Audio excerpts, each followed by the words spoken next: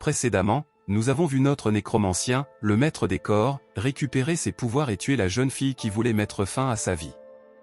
Dans cette partie, on apprend en fait que, le maître des corps est né avec des yeux qui lui permettaient de voir les âmes défuntes.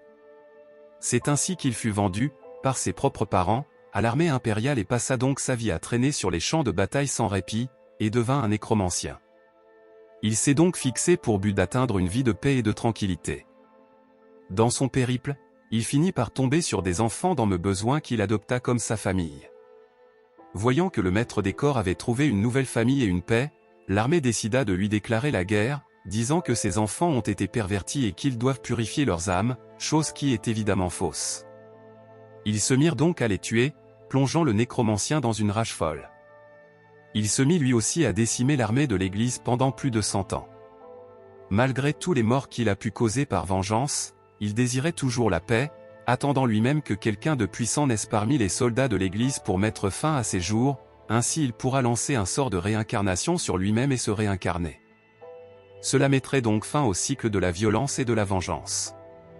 Son plan a fonctionné grâce au soldat Chagrua, le tueur de fléaux, et c'est ainsi qu'il fut réincarné dans le corps de Polka Shinomiya.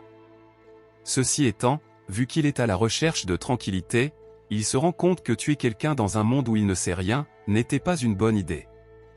Dans le même temps, la chef de la section d'assassins de Misaki, une dénommée Clarissa, appela pour prendre des nouvelles. Ne sachant pas quoi dire, le coéquipier de Misaki, Takumi Kuruya, envoie directement les images capturées par le drone. De son côté, pour éviter de troubler sa tranquillité avec un mort sous les bras, le maître des corps a appliqué un sort de renaissance sur Misaki, faisant d'elle une zombie. Sachant que son but premier n'a jamais été de la tuer, mais il a encore du mal à jauger le niveau de force employé. Clarissa, la chef des tueurs à gages, s'était précipitée sur place pour confronter le nécromancien qu'elle prenait pour Polka. Elle a pu assister au sort de renaissance ne comprenant pas comment cela était possible.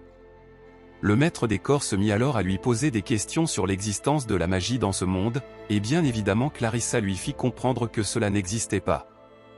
Voyant les armes que l'équipe de Clarissa détenait, et ne connaissant pas l'efficacité de ces armes, il tenta donc aussitôt de les intimider pour éviter de se retrouver lui-même dans des problèmes. Il craignait de se retrouver en manque d'énergie pour faire face à l'affrontement, d'où l'intimidation. Pendant ce moment de tension, Kuruya informa Clarissa à propos d'un incendie dans une résidence qui impliquait des enfants. Notre nécromancien a aussi pu voir les informations que contenait la tablette, grâce à un œil espion qui était posé sur l'épaule de Clarissa. Sachant que des enfants étaient dans cet incendie, le maître des corps demanda d'être conduit immédiatement à l'incendie. En effet, en plus de son attachement pour les enfants, il fut plusieurs fois brûlé vif dans son ancienne vie. Il se disait donc qu'aucun enfant ne devrait souffrir d'une mort si cruelle. Il fut donc accompagné par Takumi Kuruya, l'homme au drone, sur les lieux et sauva les enfants grâce à l'aide des parents des enfants qui, eux, étaient déjà morts. Il mit leur âme dans des squelettes et évacua les enfants. Kuruya de son côté, avait du mal à cerner le nouveau Polka. Il se demandait pourquoi quelqu'un qui a joué ainsi avec la vie de Misaki peut être aussi motivé pour sauver des enfants. Il ne trouvait pas de logique dans les agissements du nécromancien, mais pour lui, une chose était sûre, le nouveau Polka est véritablement dangereux. Il se mit à échanger avec Clarissa, il demanda aussi ce qu'il faut faire pour pouvoir vivre en paix dans ce monde. Pour Clarissa, il suffit juste d'avoir beaucoup d'argent.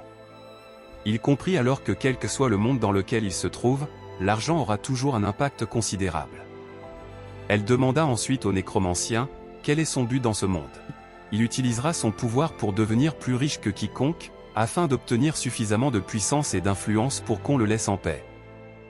Rendez-vous au prochain épisode.